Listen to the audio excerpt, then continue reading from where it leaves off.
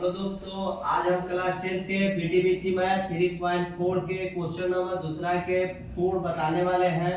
इस क्वेश्चन में बोल रहा है कि मीना 2000 रुपया निकालने के लिए एक बैंक गई। उसने खजांची से 50 रुपए तथा 100 रुपए के नोट देने के लिए कहा। मतलब बैंक में गए और बैंक के कस्टमर मैनेजर से बोले कि हमको 50 रुपए और 100 रुपए के नोट ही चाहिए।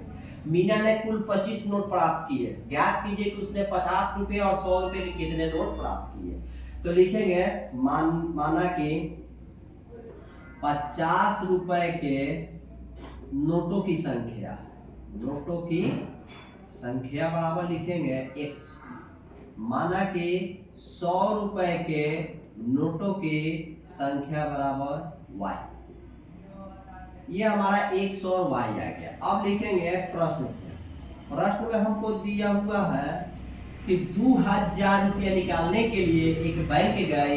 उसने खजांची से 50 और 100 रुपए के नोट लिए, देने के लिए कहा। मीना ने कुल 25 नोट प्राप्त किए। मतलब एक हमारा x प्लस y बराबर 25, यानी कि हमारा पहला समीकरण। कुल के मतलब होता है प्लस, दोनों को जो। और बोला कि 50 रुपए तथा 100 रुपए के नोट देने के लिए कहा। तो मान लेते हैं कि 50 रुपए के नोट देने के लिए कहा। ज्ञात कीजिए कि उसने 50 रुपए और 100 रुपए के कितने नोट प्राप्त किए।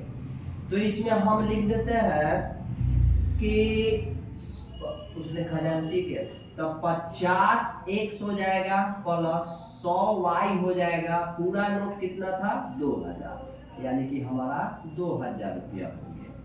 यहाँ से हम 50 निकाल लेते हैं तो x प्लस 2y बराबर हो जाएगा 2000। एक शून्य से एक शून्य, 5 का 5, 5 के 20, यानी कि x प्लस 2y बराबर हो गया 40। ये हमारा हो गया दूसरा समीकरण। आगे बढ़ेंगे, लिखेंगे समीकरण 1 घटाओ 2, माने फर्स्ट और सेकंड में कर देंगे।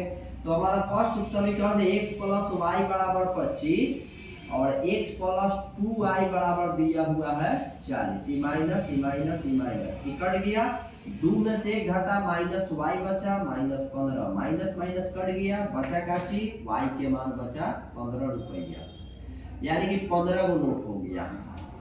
आगे बढ़ते हैं तो किसी में भी रख सकते हैं, फर्स्ट में सेकंड में किसी में भी y का मान रख सकते हैं। तो लिखेंगे अब समीकरण 1 में y का मान रखने पर, मान जब रखेंगे तो लिखेंगे x प्लस y बराबर 25।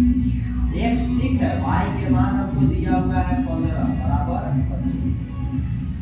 x प्लस से इस साइड गया तो हो गया माइनस में, 15 घटा देंगे तो x बराबर 25 में से 15 गया 10, यानी कि हमारा x के मान आया 10 और y के मान आया हमारा 15। यानी कि 50 रुपए के नोटों की संख्या है 10, यानी कि 50 रुपया की संख्या है 10, यानी कि 10 से गुणा करेंगे तो ये 500 आया। और 100 रुपए के नोटों की संख्या है 15, यानी कि 100 गुने 15 कर देंगे तो ये आ जाएगा 1500। यानी कि हम दोनों को जोड़ेंगे तो कितना आ जाएगा? 2000। हमको चाहिए कितना? 2000 रुपये। यही हमारा आंसर हो गया। तब तक के लिए धन्यवाद।